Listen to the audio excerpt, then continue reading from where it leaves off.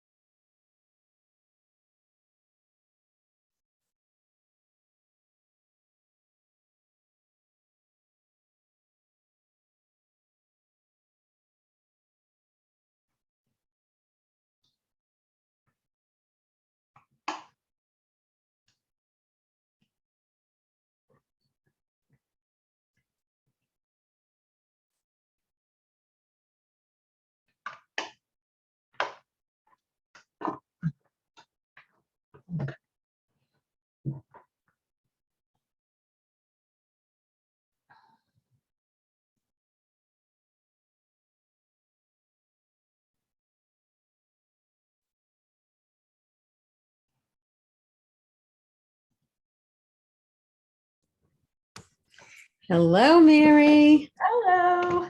How are Are you? you ready? Are you ready for? I am ready. Let me share my I screen. think we're going to do this. We're going to stream it on Facebook too, so we'll get some more people to, Okay. join in since it's a free offering. Okay. And I think Robin should be on I here. think she was. Let's see. Let me There bring she is. up. Let me do my slideshow. I got nervous. I'm like, where are they? Be on before we get started. I'm like, let me just do a really quick check. Looks nice. Let me get out of here for a second. Well, you know Robin's designs. Yes, we both can go down rabbit holes with that for sure. Okay, good. Just wanted to make sure everything was a-okay. We're good to go. My sound is good. Sounds great. Hello. Okay. Okay, hi. How are you?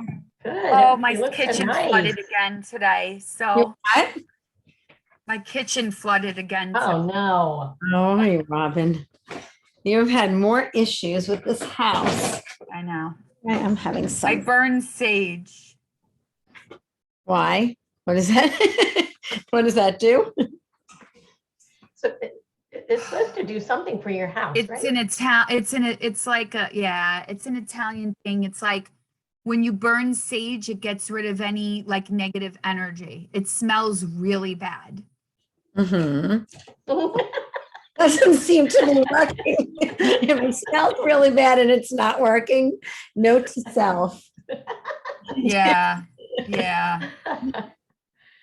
Let me just look up something quick. Guys, Maybe I have someone that figured out what's wrong with the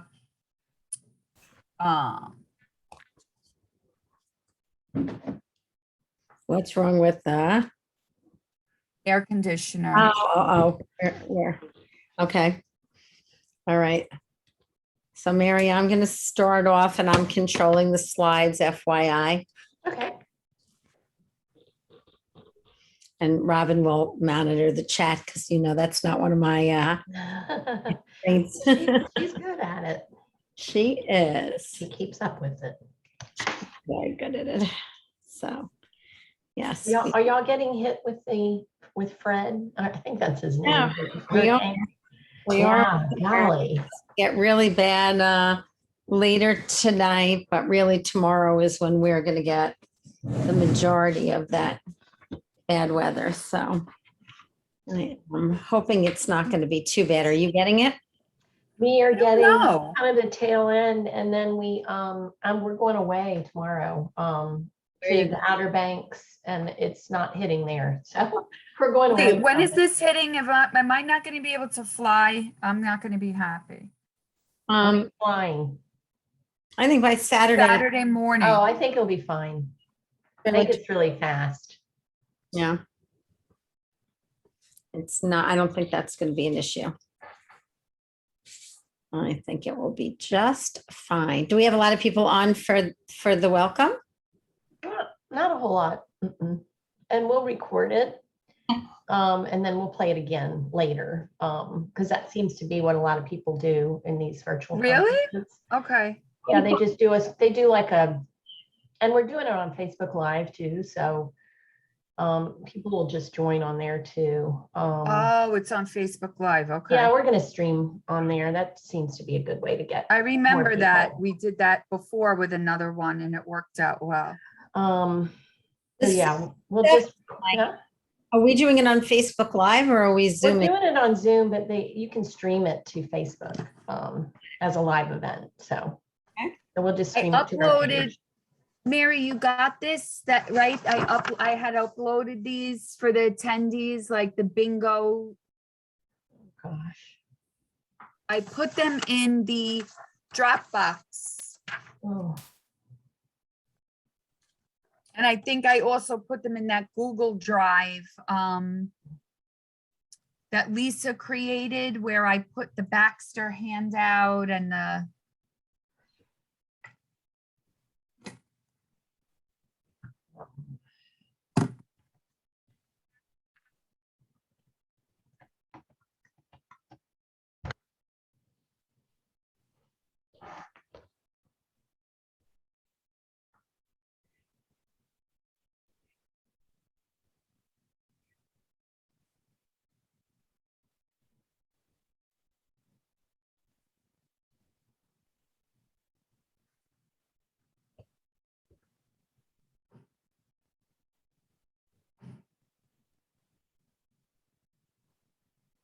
Oh, wait a minute, Lori, where's my notes? Oh, I don't know, Robs. I think I got nothing it. is going right. that's not it. Nothing is going, oh no, Laura, where are they? All right, this is all somebody's file. I don't know where it is. Just hit me. I don't know where that thing is. I printed them out and now I can't find them. I can't find I'm them. gonna have a nervous breakdown. Well, don't do that. All right, tell me, What slides you're doing? yes, quickly tell me, because I don't need your notes. I just need to, 5, 6, 7, 8. what? I do 5, 6, 7, 8? 6, 7, 8. And then I'm doing 9 to 14 and you're doing 15 to 20. All right, And then I'm doing 21 to 26 I guess 28 because those are the videos. And then you're doing 29 to 35. all right, I'm doing 36 to 39. And you're doing 40 to 45. And then we're doing 46 to 54, the fact or fiction together. And then you're doing everything to the end, 55 to the end. okay. Are you As soon ready? as I get off, I'll find it. And we can give it to everyone, whatever that game is. I don't see it. That's weird, because I scanned it in. I'm sure it's in there somewhere, but I can't do it right now. All right, I'm getting ready to go. Are y'all ready? Ready? Ready? Never. With all your smiling faces. All right. Oh, we have to do that too, Mary? Just paste one on like I do a lot. Good to go whenever you are. Okay, I'm ready to let them in. Hello, everyone. I'm not going to say good afternoon because it might be morning or evening your time. We are letting everyone in right now. We've got a good group here. We've got about 65, 70 people on here, and we're going to start streaming over to Facebook Live as well. And that's going to take me just 1 second to do that. In the meantime, I'm Mary Sadie, team member. I lead training initiatives here at Talk Tools, and we have Lori Oberlin and Robin Walsh two of our esteemed expert instructors, and they are TOTs experts in particular, and they are going to kick off our conference, Unraveling TOTs Beyond the Basics. And it's going to be a interesting, informative, and fun session. So I'm going to go ahead and mute myself and go away so they can start, so I can get this going over to Facebook Live. Take it away, ladies. Thank you, Mary. I'm just going to ask everyone if you can turn your cameras and your voice off for now. At the end, we'll ask you if you'd like to join us, but it's very distracting. I love to look at your faces, but it's hard to do that while we're lecturing. So please turn your cameras off. Thanks so much. So I'm Lori Overland, and somebody still has their camera and their voice on. And maybe Mary, you can mute everyone if as they're coming in. Thank you. On behalf of my partner in crime, Robin Merkel Walsh, and myself, we're going to echo Mary's welcome on behalf of Talk Tools to our conference, Unraveling TOTs. Robin and I are always pleased to be able to kick off a Talk Tools conference, but in particular, we're really pleased to be able to kick off a conference on this topic. Robin and I have had a long-standing commitment to sharing information and research about tethered oral tissue. We joined forces to talk about function at a time when therapists and physicians alike were focusing on structure and referrals to release providers, as opposed to looking at how those structures were influencing function. We came together and wrote a book, which Robin will talk about in a little bit, in 2018, Functional Assessment and Treatment of Tethered Oral Tissue. And we have shared that both with the Talk Tools community and the greater TOTS community. So we're so glad that you're joining us for a part of our journey. So it is always my pleasure to introduce my partner in crime, Robin Merkel Walsh. Besides my husband, Robin is typically the first person I talk to every morning. She's probably one of the most impressive people that you will ever meet, certainly that I have ever met. In addition to her full-time job in a school district, Robin also has a really busy private practice. She is the board chair of the Oral Motor Institute. She is CE coordinator for Marcella and Associates. She's a former associate editor of the IJOM.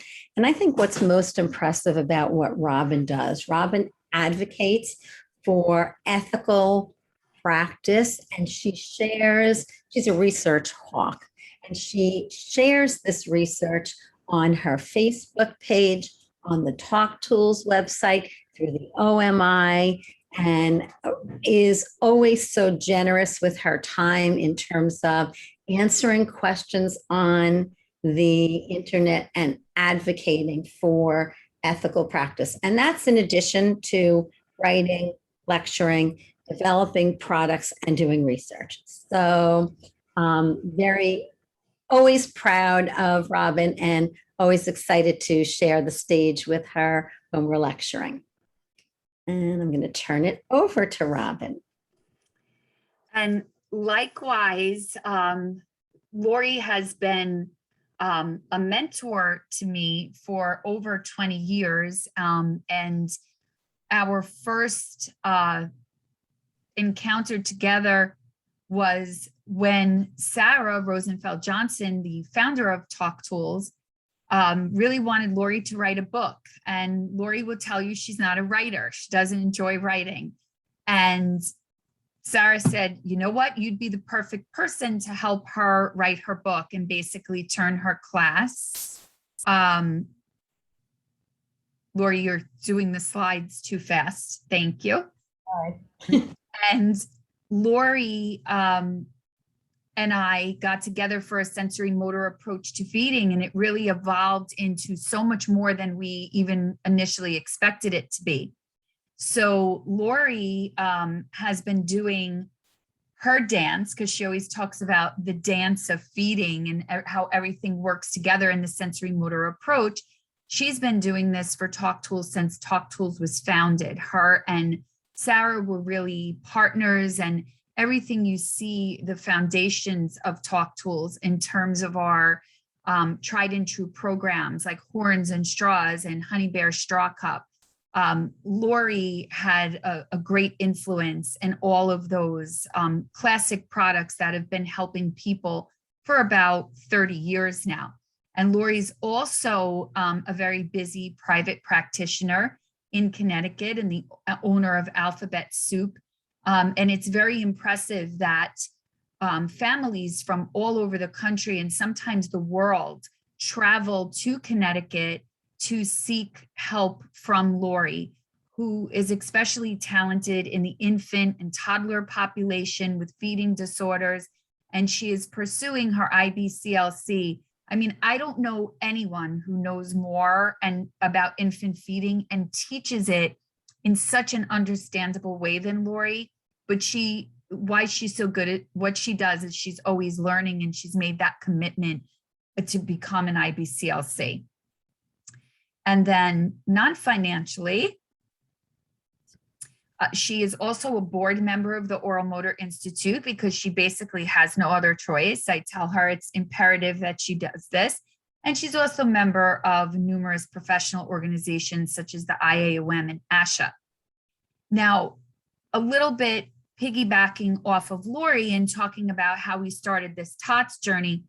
After we wrote a sensory motor approach to feeding, Lori told me, I love you, but I will never write a book again. Don't ask me to do it. And at that point, we were both really burnt. It's hard to write a book, but it's even harder when you're not local to one another. So a lot of our work had to be done on sabbaticals, on weekends away, or through the internet. And we were very excited. We were accepted to the ASHA Connect conference in Minneapolis. Back in 2016, I spoke and had a poster on oral placement therapy, a modern Van Riper approach. And Lori and I spoke together on self-limited diets and autism, and kind of bouncing off our prior text. And we went out for a little happy hour. And I got out a little pen, a little Talk Tools notebook, and I started writing stuff. And I already knew I had gotten Lori a glass of Sauvignon Blanc because I had to ease her into this idea I was thinking of, something we had been often talking about. She said, what are you doing? I said, I'm writing an outline for our next class and book. And she was like, a class, yes, a book, no. I said, yes, we're going to write a book.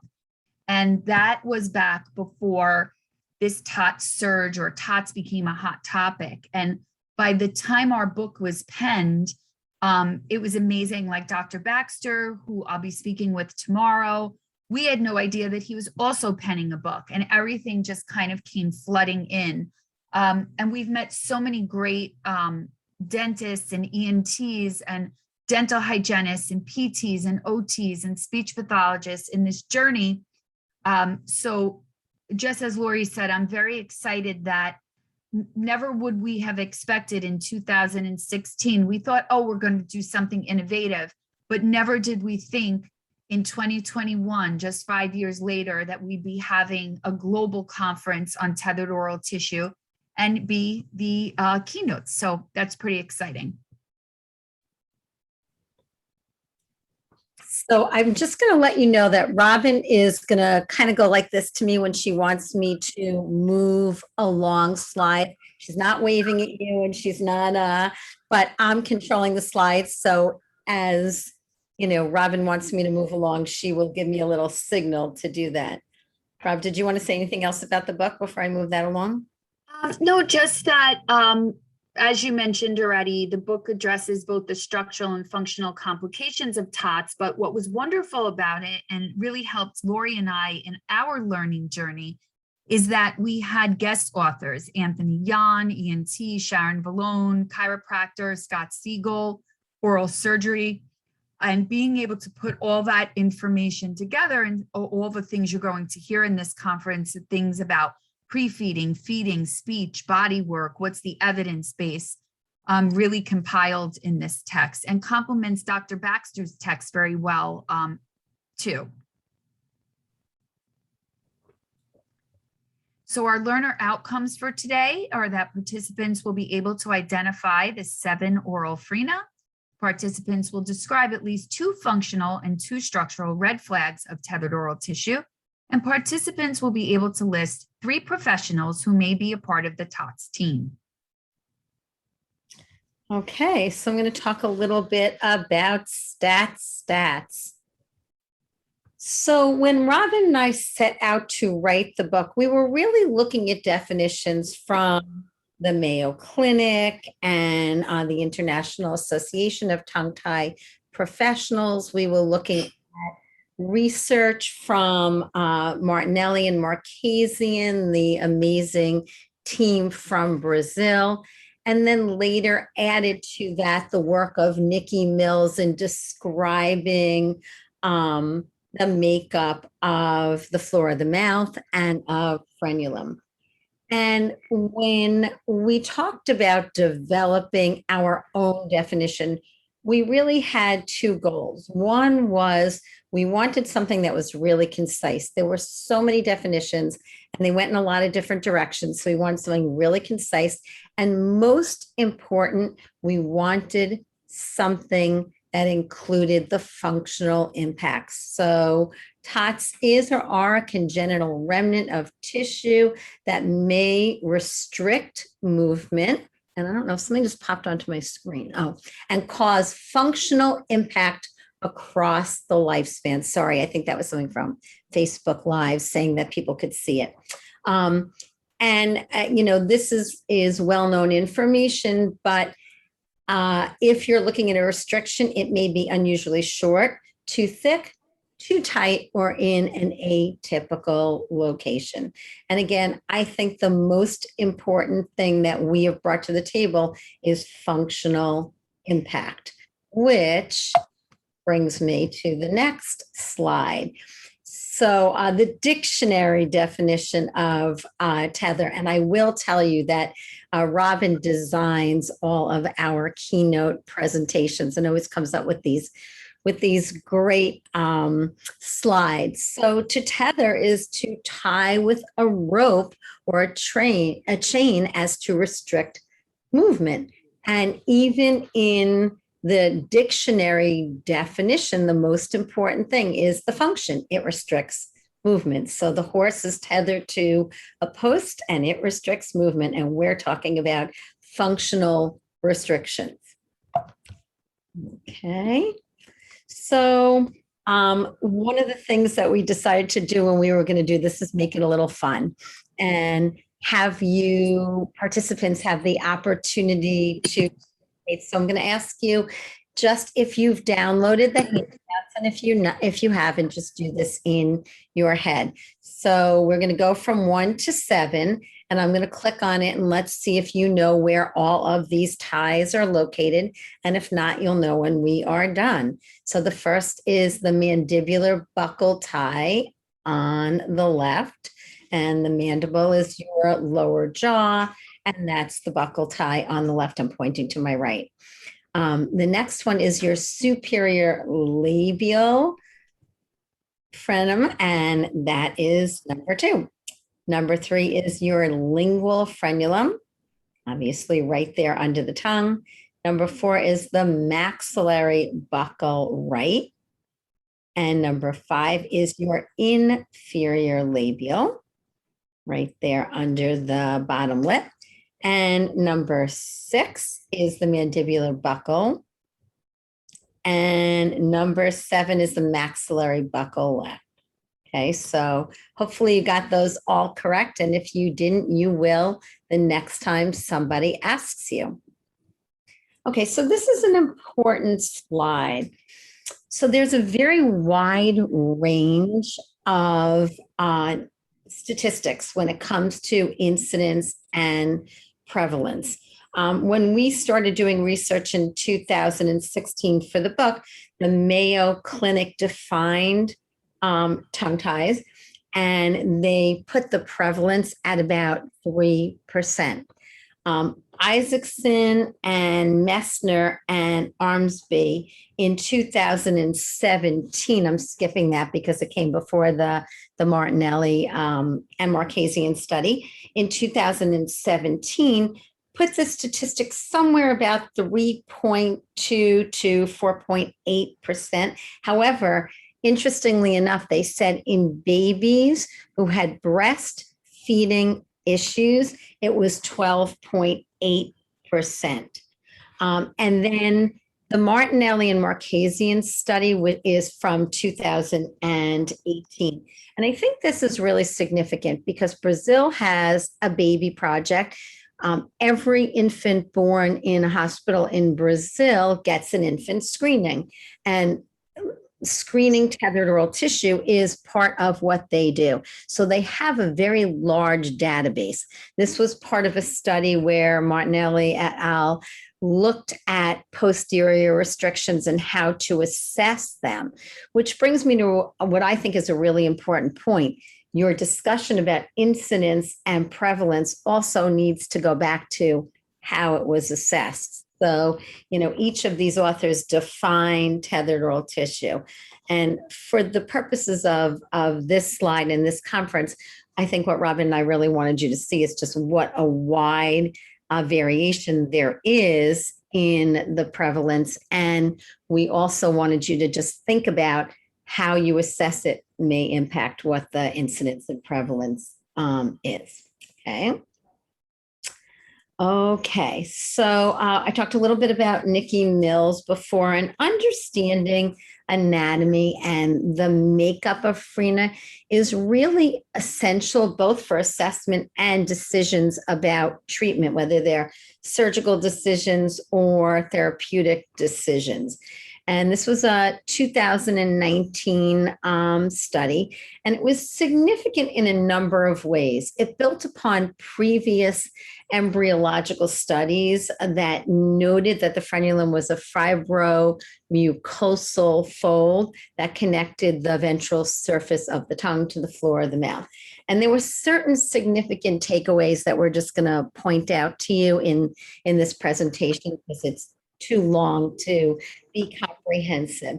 The first one is that the frenulum is not a distinct structure and that it varies in morphology. So assessing the frenulum takes a lot of skill. It's formed by a midline fold of fascia, which is located beneath the oral mucosa, and it fuses centrally with the tissue on the tongue's ventral surface. The sublingual glands and the submandibular glands are also enveloped by that fascial layer, and the genioglossus muscle is suspended beneath it. And all this is really significant when it comes to surgical competence and being able to separate out fascia, mucosa, and the genioglossus muscle, and obviously the lingual nerves, because the lingual nerve branches are located superficially on the ventral surface of the tongue and, can be immediately deep to that fascia. Okay, so this is a great, Robin. Lori? Yes. It's Mary. I just had a question in chat, and I just want to kind of go over what your kind of ideas are. Do you want me to stop you? To ask people to hold it to the end. Because it was just about you repeating the ties that you just referenced. I don't know if you want to do that. Because we've got people who are really new to tethered oral tissue. The answer is absolutely, but I'm going to wait till the end because we only have an hour. Let us go through all the content, and I promise you, if you have questions and we can answer them right after, I'm happy to do that. If not, Robin and I always offer our email addresses and references for everything we talk about. And so we would be, and Rob, unless you feel differently, but I think we have so No, much. I think we should wait till the end. I always encourage course attendees, take notes for yourself if there's a slide number or a question on a particular topic, and then we can go back to it. And also we'll have the handout, and we'll have, this is being recorded, and you'll be able to access this through the end of October. So you'll get all your questions answered one way or another. Yes. So I promise you will get an answer to your question. Take notes, and we will make time to do that. Okay, so I'm going to turn it back over to Robin for some TOTs trivia. Okay, thanks, Laura.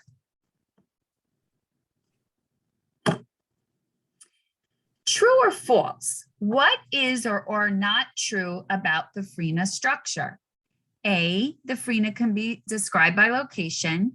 B, the frena can be stretched. C, the frena can intertwined with nerves and muscles. D, if a tongue tie is only slight, it should be left alone.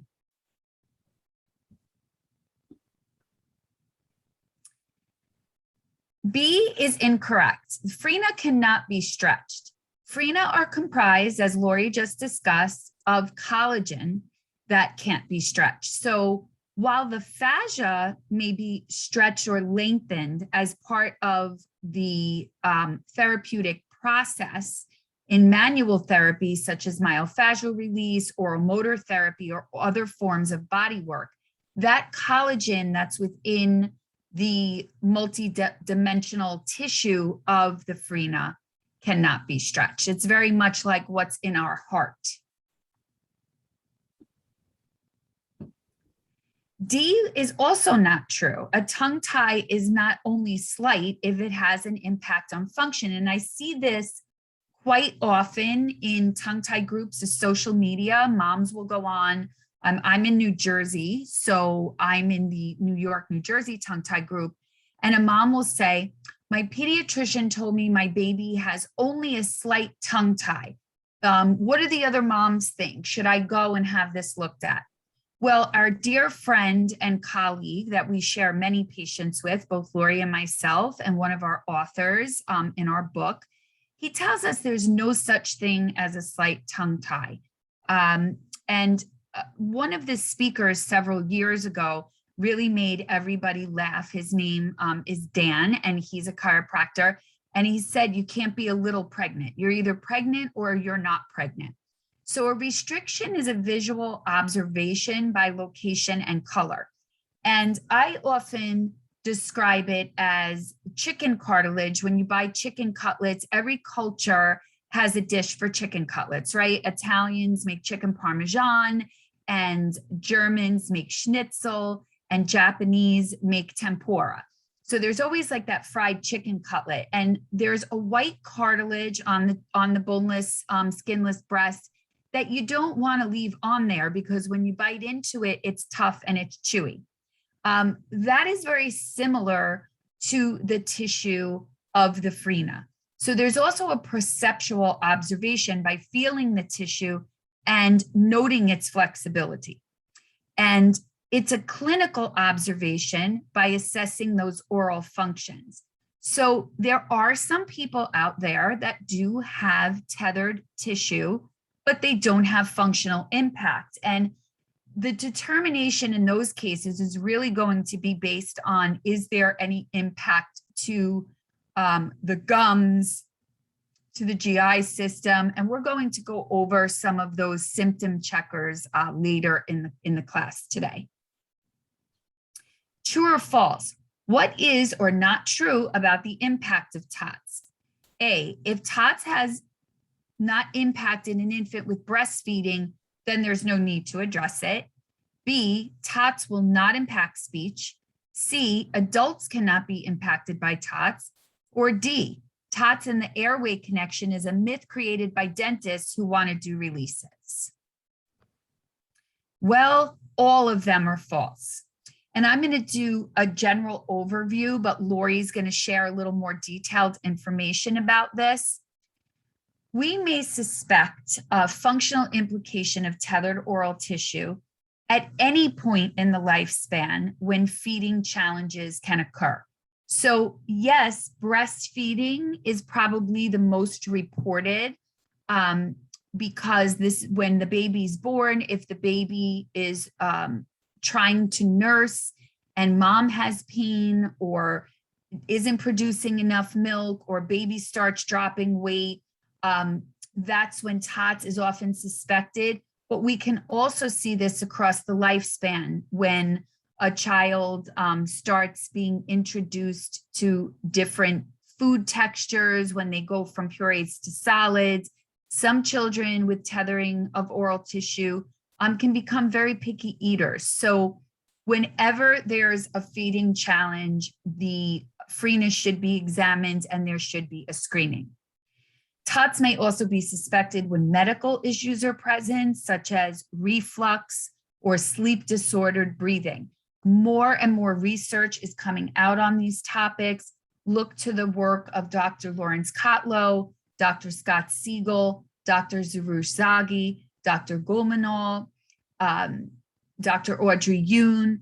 There's a lot coming out in that correlation between when there's tethering of oral tissue and, for example, and a baby is not getting a good latch on the mother's nipple or the bottle teat, they could be ingesting a lot of air and having a lot of discomfort, and they're misdiagnosed with GERD, or they're a colicky baby, and what they're really experiencing is an arophagia from the TOTS. So on the Talk Tools website, if you go to resources, TOTS, and scroll all the way down, there's a reference list, and I update it every 4 to 8 weeks, and there's a lot of research in these areas. We may suspect TOTS as speech develops or it deteriorates. Sometimes an adult can go their whole life never knowing that they're tongue-tied, but from a neurogenic condition, or they have a stroke and they now have dysarthria and they're not really responding well to therapy, long and behold, a structural assessment reveals that there is tethering and they've probably been compensating. Or I find a lot of these children hid in the public schools. They're in school for, developmental or functional speech sound disorders. So that can really, every child who has an articulation disorder should be screened for TOTS. It may be revealed during orthodontic treatment and relapse that maybe the speech is fine, never had any eating issues, and the child's brought for overcrowding in the teeth or a space between the two top front teeth, and there's tethering. We see it, Lori and I see this quite often because we work with a lot of children in special populations, premature babies, genetic syndromes, or other therapists who work with aging adults. Sometimes a picky eating or avoidant restrictive food intake disorder is blamed on the diagnosis of autism or oral motor challenges because there's low tone associated with a diagnosis of Down syndrome. But they also have comorbid TOTS that is also adding to their feeding and speech problems. And when oral habits do not resolve. So I always joke when I walk around Disney World, that I'll never be without work because I see all of these kids with pacifiers and sucking their thumb. You always want to know the why. Why is a 3-year-old doing this? Why is a 4-year-old doing this? Why is an infant past the age of 4 to 6 months dependent on a pacifier?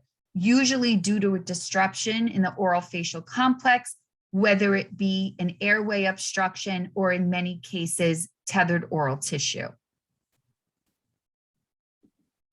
Okay, so I want to tell you a story as we get started on talking about how TOTS can impact feeding. A couple of years before COVID, I was teaching in Malaysia, and I had the opportunity to do a class for a group of pediatricians from around the area. And a woman pediatrician raised her hand. She was from Singapore, and she said, "I don't believe in TOTS." And I said, really, why?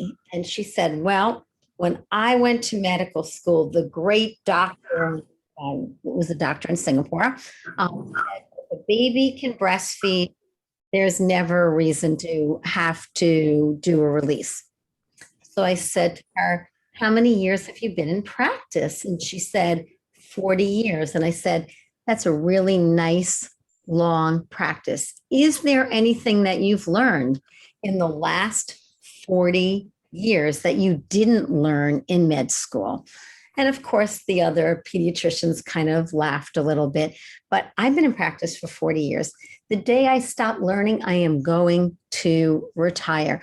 There is so much information that we didn't know when we wrote this book in 2018 that we learned every day. There is evolving research, and feeding and TOTs are one of those areas where there is just a multitude of research that is changing all the time.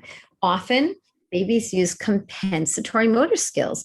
And when it comes to breastfeeding, it's a dyad. And some moms, I evaluated a baby yesterday.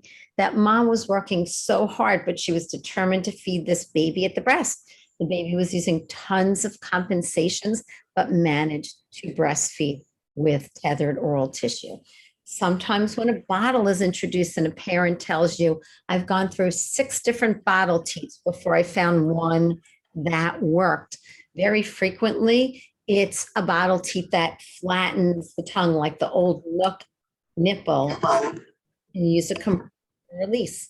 Sometimes it's babies losing liquid out of the corner of their mouth can be a red flag. When purees start, babies who are gagging and choking or take a really long time to transition to pureed foods.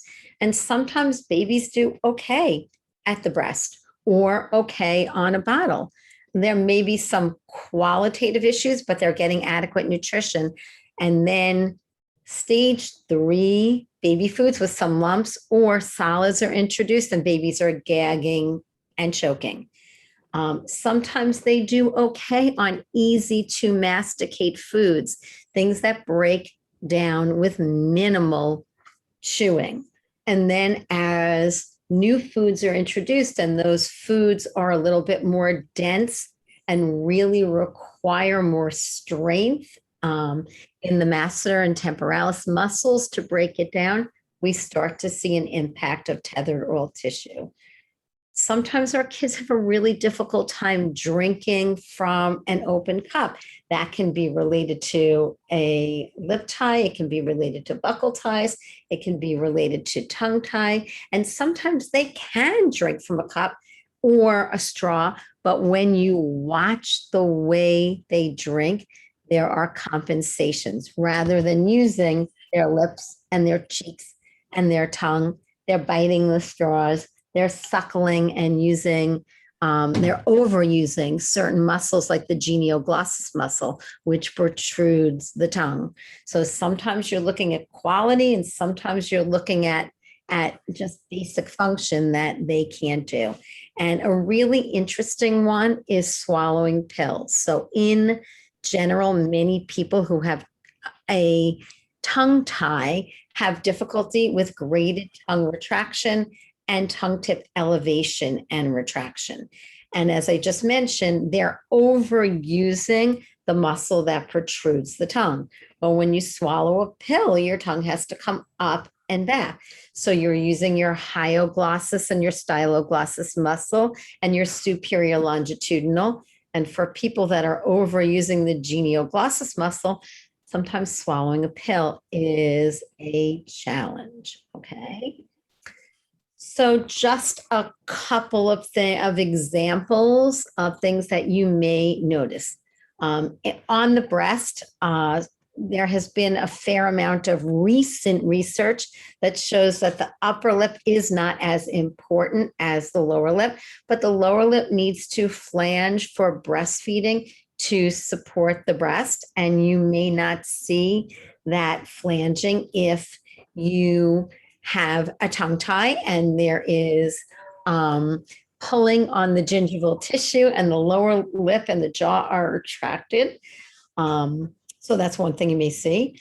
The transverse muscle is probably one of the more important muscles in the tongue. This is my COVID mouth. The transverse muscle runs along the sides of the tongue. You need to elongate the transverse muscle in order to do most other things with the tongue. And if you cannot elongate the transverse muscle, you're not going to be able to facilitate movement through the superior and inferior longitudinal muscles to support transferring a bolus. If you cannot elongate the transverse muscle, you're not going to be able to engage the vertical muscle. And the vertical muscle is the one that runs down the middle of the tongue and grooves the tongue to support the breast or the bottle teeth. I mentioned before that you need to elongate the transverse muscle. And if you can, you're not going to get superior and inferior longitudinal to lateralize a bolus. The cheeks and the buccinator muscles are really important to stabilize a bolus. So you move the food back to in and around your first molar, and that buccinator muscle works with that transverse muscle to stabilize food while you do that repetitive lateral bite, which a lot of people call chewing, but is really just one piece of a task analysis of chewing. If you are getting tongue humping versus tongue retraction, you may not be able to get that retraction and elevation to swallow puree. And then finally, that if you have a lip tie, or if you have buccal ties, you may not get lip rounding. And when you are drinking from a straw, you either seal the straw with your lips, or you need to find a way to compensate. And that's usually biting the straw or using your tongue to seal the straw. I will tell you, because I know this is a really quick run through for those of you who are new to this area, but Robin and I have task analyzed the motor skills for breast, bottle, spoon, chewing, cup, and straw. And it is all in a functional assessment and treatment of tethered oral tissue. Okay. So I have a couple of videos of little ones on my caseload just to point out to you some of the things that are happening. And if you want to go ahead and take notes as I'm doing this, you may want to write down some of the things that you see. So I'll play the video and then I'll give you a little rundown on what I am seeing with this baby. And again, our assessment is based upon our task analysis of the motor skills for both feeding and speech.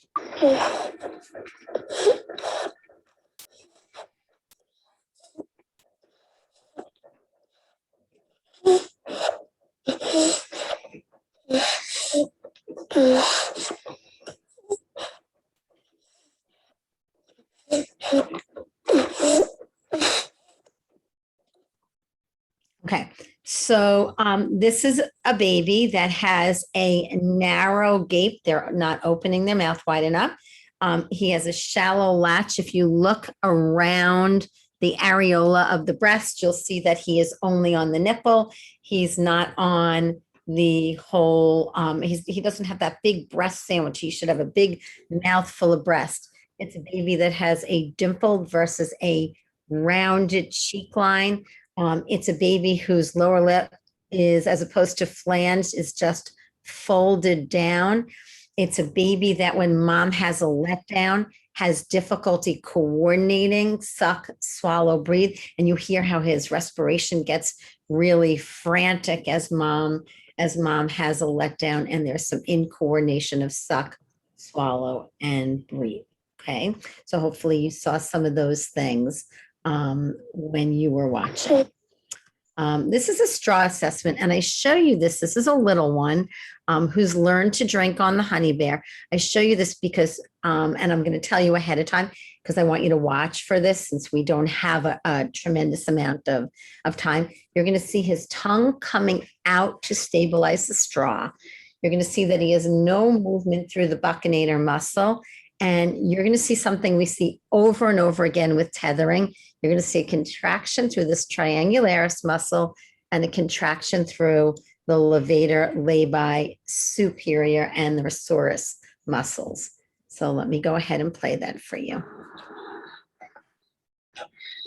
Notice how much of the straw is in his mouth. Notice the anterior loss of the bolus as he's pushing his tongue forward. Notice the hard swallow and the gulping. Look at his tongue peeking through his lips. And look at the compensatory muscle contraction.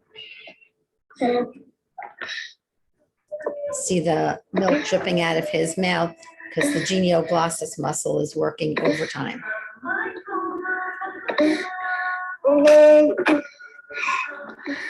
Okay, so there's a lot of pooling of liquid and then gulping to bring that down, and you can hear how his respiration changes.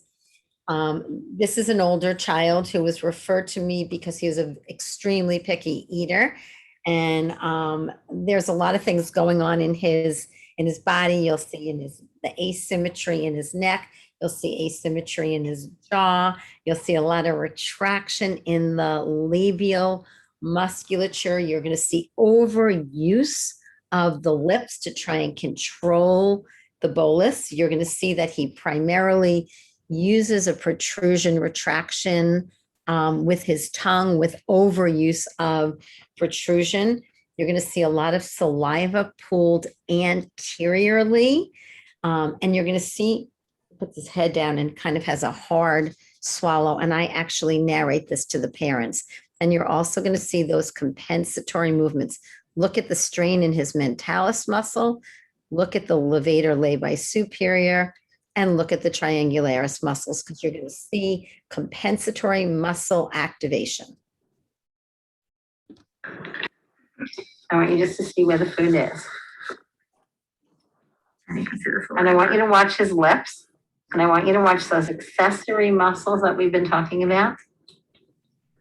And I want you to watch that pooling of saliva that we've been talking about. That's hard work. So after this, he might normally say, I'm done. Because he's tired. It is hard to eat. It is hard to eat. But this is something he does choose. Look to at do. the swallow. Okay. That was that hard swallow. Okay. So a quick run through, but I just wanted you to get a little assessment. And I'm going to turn this over to Robin. Okay, and just to give you some of the most recent studies, I've compiled some evidence for the feeding section and the functional impact. And as Mary said, this will be posted as a part of the conference. Okay, so here's some of those answers when it comes to speech. Can you prove it? In 2005, well-respected Dr. Ann Kummer wrote a paper for the ASHA leader, and she stated there was no empirical evidence in the literature that tongue tie typically causes speech defects, and that several authors, even decades ago, disputed the belief between a causal relationship.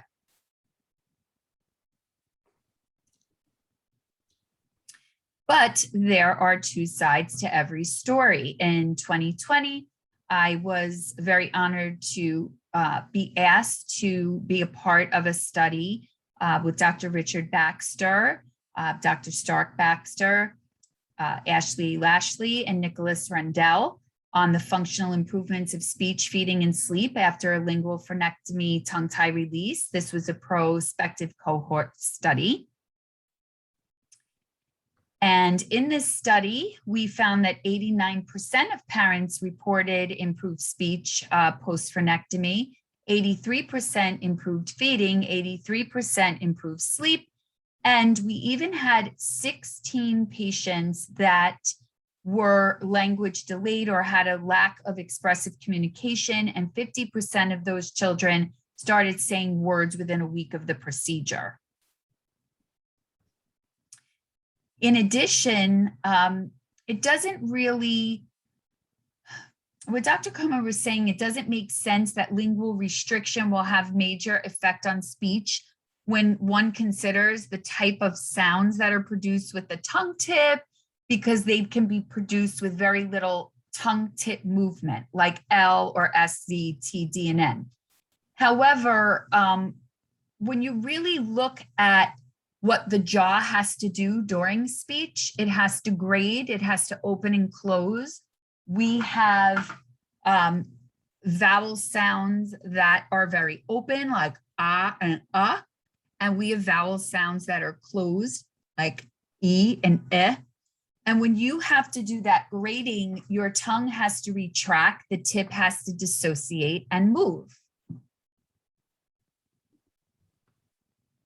So in my words of wisdom, Dr. Gahari, world-renowned TOTs specialist, ENT surgeon, said he was going to steal this saying from me, and he actually did, but he credited me, so it's okay. And what I always say is, just because one person can compensate doesn't mean we could ignore the ones who can't. And what do patients with TOTs do to compensate for speech? They don't grade their jaw. So they get very lispy. They might even get very nasal, okay? And as speech pathologists, we're in the business to remediate atypical patterns or compensations, not teach people to compensate. So all truths are easy to understand once they're discovered. The point is to discover them, and that is by Galileo. You can find this on the Talk Tools website if you would like more detail. It's on our TOTs page. This was my poster and presentation at the IAOM convention in 2019. And I'm happy to say that this will be done as a webinar in November. So look for that on the Talk Tools website. I'll be going into detail about tongue tie and speech clarity. So important to note is that TOTs patients don't often make adequate progress when you use traditional methods, because their errors aren't due to auditory discrimination or simplification of sounds. They require neuromuscular re-education prior to implementing articulation therapy so that they can gain range of motion. And they often go undiagnosed, especially in the schools, without an understanding of why the traditional method is not working. Okay, so in the interest of time, Robin actually did talk about some of these things. So I'm going to kind of go through them quickly. But, you know, many of our babies are diagnosed with reflux, and they're put on medication. And the real issue is structure and function. Structure because they have tethering, function because they have a narrow gape, they have a shallow latch. They're using really wide jaw excursions, so they're taking in a lot of air. Robin referred you before to Dr. Siegel's publication from 2015, Aerophagia-induced reflux. And, you know, as she mentioned, that is in the TOTs section of the Talk Tools website. You also see the feeding complications that that we both talked about before, in terms of transitions to purees, to solids, to more difficult to masticate foods. And one of the big issues that we didn't talk about is digestion. Digestion starts in the mouth. The amylase in your mouth starts to break food down. So a lot of our kids not only have oral phase feeding issues, but they have digestive issues secondary to swallowing food that is not adequately masticated. Our kids who are gagging and choking on food, and our kids who are really picky eaters may all go back to having structural as well as functional issues. Okay. And then some dental complications. So if you think about tethering, the resting position of the tongue should be on the palate. When a tongue is tethered, it may be here or it may be here, not resting on the palate. What happens? Well, you land up with this high, narrow palate. You land up with that nasal restriction. You land up with you have the result of tethering at the gum ridge and tethering on the roots of the incisors, which may result in recession of the gingival tissue. It may result in plaque because you can't clean those spaces. Sometimes we see overcrowding of teeth or lingual inversion of teeth. Sometimes we see widely spaced teeth. So there are tons of dental implications, malocclusions, and this will be covered in this conference. And again, we have references for this on our TOTs pages on the Talk Tools website. And in the interest of time, I'm only going to spend I only spent a few minutes talking about that. And the same thing with airway. I got off on a different tangent, but we talked about high palate.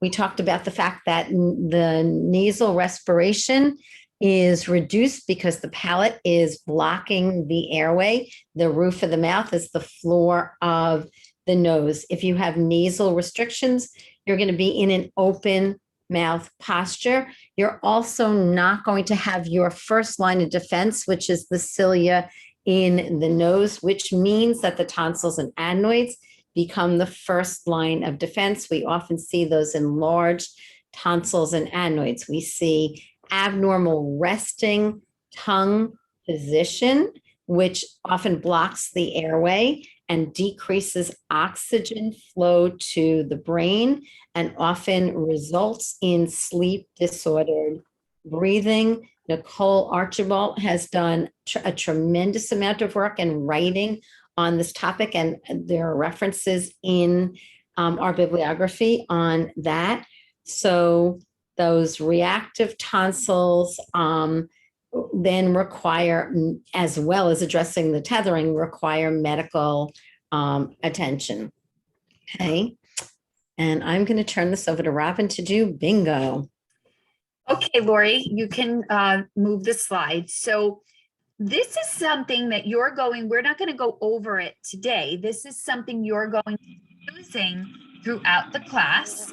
And the TOTS evidence-based bingo,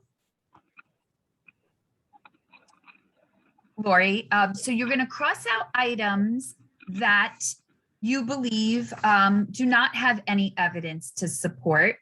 You're going to put a dot on the symptoms of TOTS that have external evidence that you can find studies for. So as you're listening to our presenters, for example, now you know that there's evidence base for articulation problems, okay? So you would put a dot for external evidence, or Lori told you that there can be bottle feeding issues with TOTs or swallowing issues, and we have evidence to support that.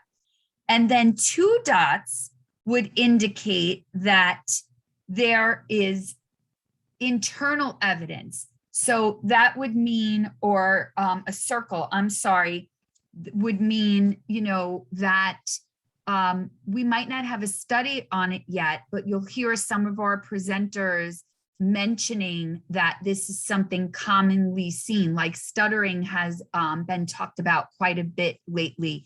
And could there be a correlation with tethered oral tissue? And then we have the TOTS symptom check bingo.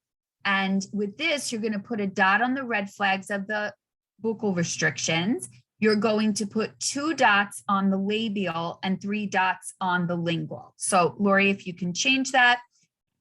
This is the bingo board, and you can use it throughout our conference. So Lori just explained why crowded teeth is a sign and symptom, or GERD is a sign and symptom because of tongue tie. So those would get your 3 dots.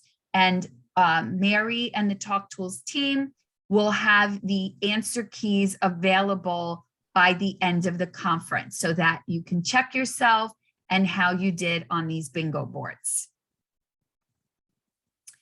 And this will be a little cheat sheet for you. And this is going to be one of our takeaways where we have compiled all the most of the structural and functional red flags, going from the very beginning at birth all the way up to what we see in our adult and geriatric patients. Okay, so Robin and I are going to do this together. Yes. This is kind of- So, all right, Lori, let's see if you get the right answers. Don't click too fast so people can think about these. Fact or fiction, Lori, there are more TOTS surgeries because dentists have to make sure they use their lasers that they bought. Okay, so really important. If you look at the statistics in some place like Brazil, they haven't changed because they never lost the culture of breastfeeding. In the United States, breastfeeding had like a little hiatus in terms of being popular, and as breastfeeding has increased, we're seeing the statistics change, but it is fiction that there are more TOTS surgeries. TOTS is genetic. There's an increased awareness or ability to identify TOTS, really important. And we're hoping to move on that. All right, Rob's your turn. Okay. These surgeries are better than scissors. This is fiction. The importance is the expertise of the surgeon. They can be done correctly with scissors, even though they get a bad rap. And there are variations of lasers. Most often, the most preferred as of late is the CO2 laser, but that doesn't mean that a different kind of laser can't result in a successful release. Fact, fiction, pre-op therapy is needed. Okay, so fact. Pre-op therapy covers the 3 C's, and Robin and I spend a lot of time on this in both our book and our class. Our goals are for the client to acclimate to therapy and to maximize function and decrease fascial restrictions. For the caregiver, our goal is for them to be trained on post-op care. And for the clinician, we are establishing baselines and rapport, and we have found that these steps optimize a release. All right, Rob, you're on. A release alone will solve functional problems. Fiction, a release is one part of the solution. The muscles need to be rehabilitated with a new motor execution pattern to be established, because remember, these patients were compensating during feeding and speech, and they developed some negative habits.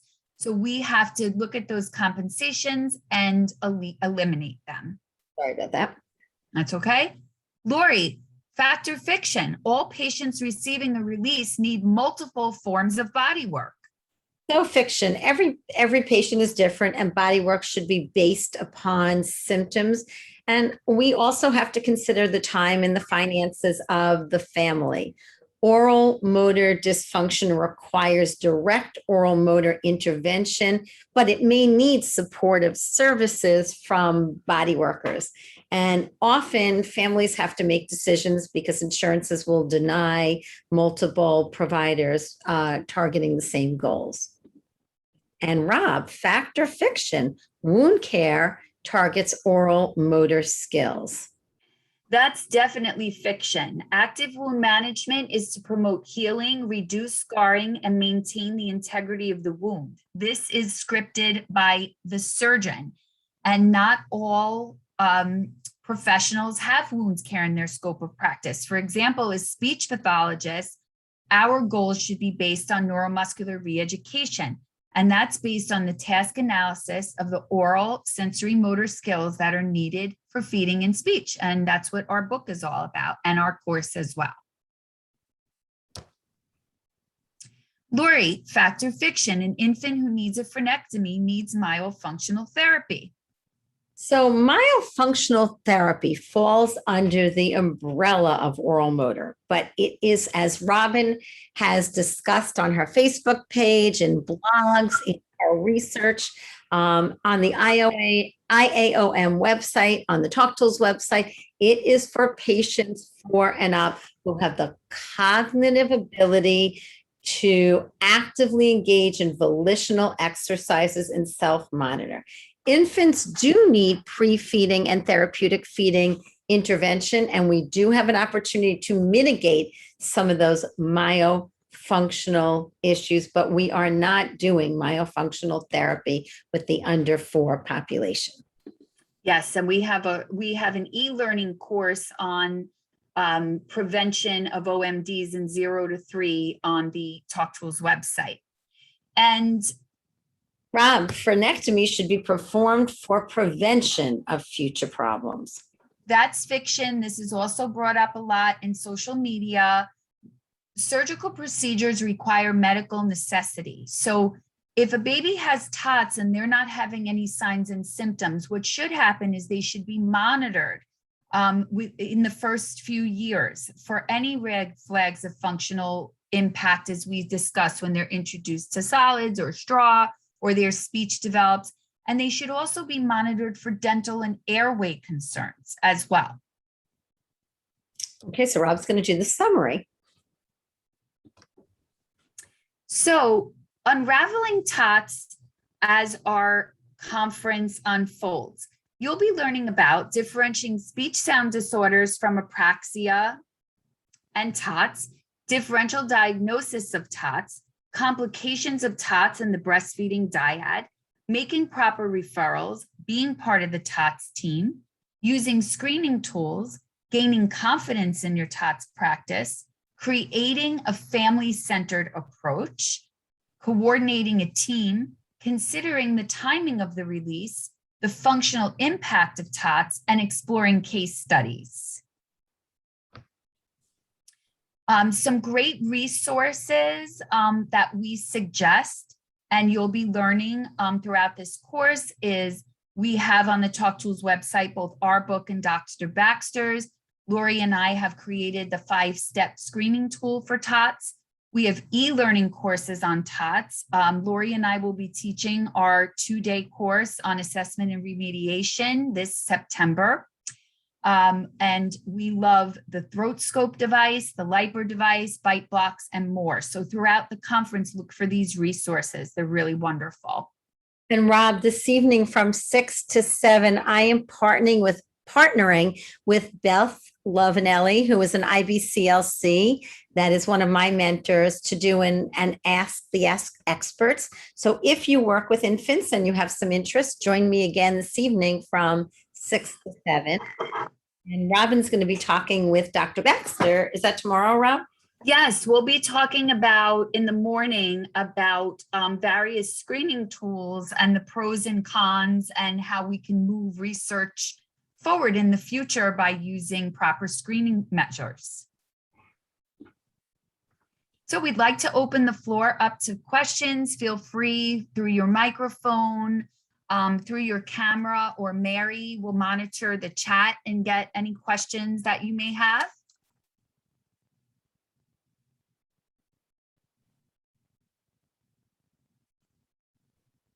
Yeah, can I ask something?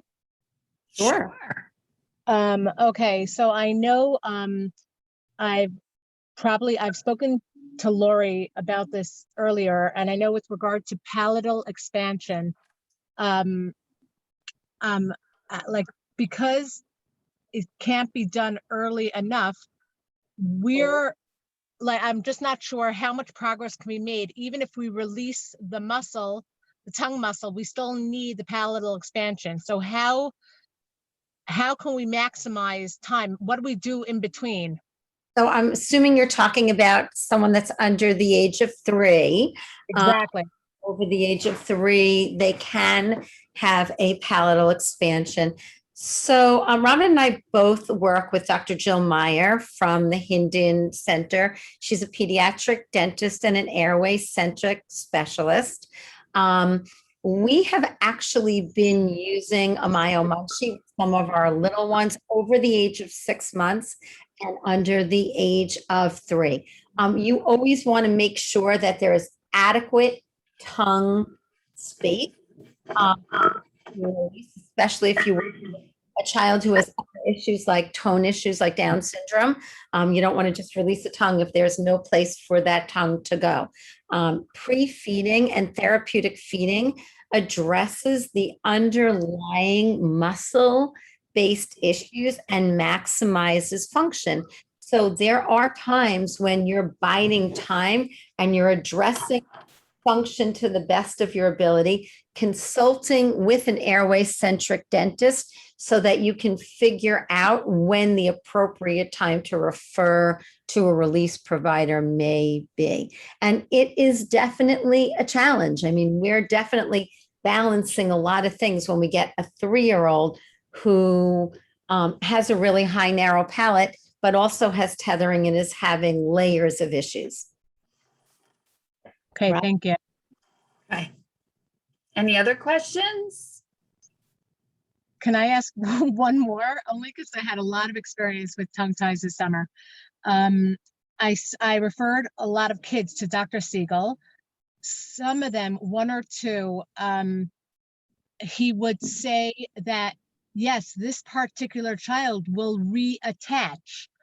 And it was a little out of my scope. Do you have more information on reattachment issues? So I think that's something that really needs to be discussed with the surgeon. He may be basing that on the location. It could be based on something he's seeing in the tissue. We would only be giving a guess as to those particular patients. If they were released and they scarred down, and that some people develop keloids, or they are prone to scar tissue. So I think that's something when you have a question about a specific patient and why Dr. Siegel would say that, he's very open to conversation, and I would discuss that with him, because that's a medical, that's something the surgeon would have to explain. But I Okay. will make one comment on that. One of the things that Dr. Zaghi really advocates for, except in his really little patients that Dr. Pinto is seeing that are doing laser releases at a really young age, this does not apply to, but his little bit older patients, he's advocating, even if it's a laser release, for primary versus secondary healing. So he's putting stitches in, even if it's a laser release. So, he's really doing research now on primary versus secondary healing. And that is some of the research you might want to take a look at through the Breathe Institute. And just the last thing, realistically, because of this concept of reattachment, I get nervous about pushing off therapy post-operative. I get nervous about giving it time to heal. Does that make sense? So what is your take on it? I ended up being more aggressive, almost like more aggressive than I wasn't sure how aggressive to be, because I was so worried about reattachment. What's your experience with that? Do you specifically give hours, or do you get in right away, or do you do hand over hand assistance of literally like facilitating the lateralization of the tongue, or is that undoing the healing? It gets a little complicated. It's really not complicated. It depends on the release provider. Robin and I both work with release providers that want us to see a child between a day and 3 days after surgery. And we have release providers that ask us to wait 5 days after Wow. surgery. So we do, Yes.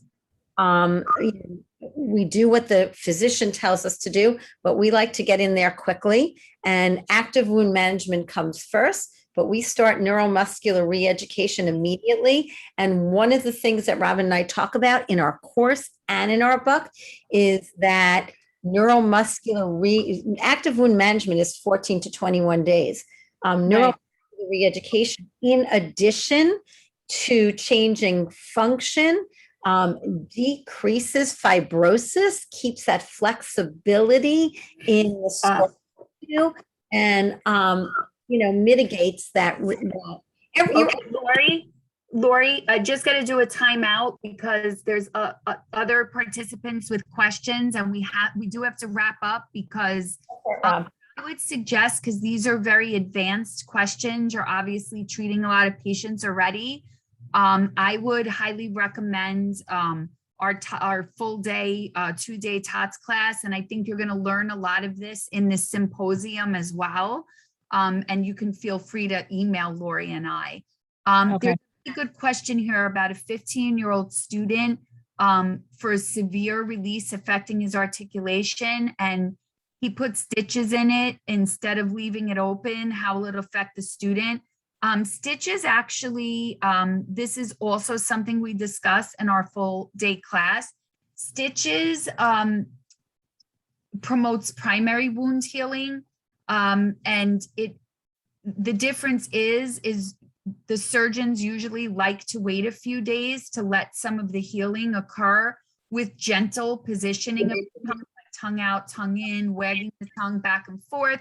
And then after a couple of days, you again start implementing that neuromuscular re-education for healing. And thank you for all the thank yous. It's lovely. Mary, do you have anything that you'd like to add for the wrap up or in starting the next? Yeah, well, we're going to have Rajiv Agrawal and Ramya Kumar next up, and they're going to be doing their session on the pediatrician and SLP collaboration. This is a free keynote presentation. There are no CEUs associated with this. So I want to make sure people understand that. It's recorded. We will put that on, we will put this recorded session on the training site as soon as we get it kind of wrapped up and cleaned up. And any other additional handouts or resources that Robin and Lori want to provide. And we will also we will have lots of links on the various resources that Robin and Lori provided, including the Robin and Lori's book, their course, Dr. Baxter's book. We have a lot in our page on our site. So you just need to check our Facebook page and the training site. So that's it for everyone. Thank you so much. It was a great turnout. Yes. Lori, did you have something? No, I was just saying thank you, Robin. All right. Thank you everyone for joining us and enjoy. Yes, it was great. Thank you so much. Okay, thanks. Have fun at the conference. Bye. Bye.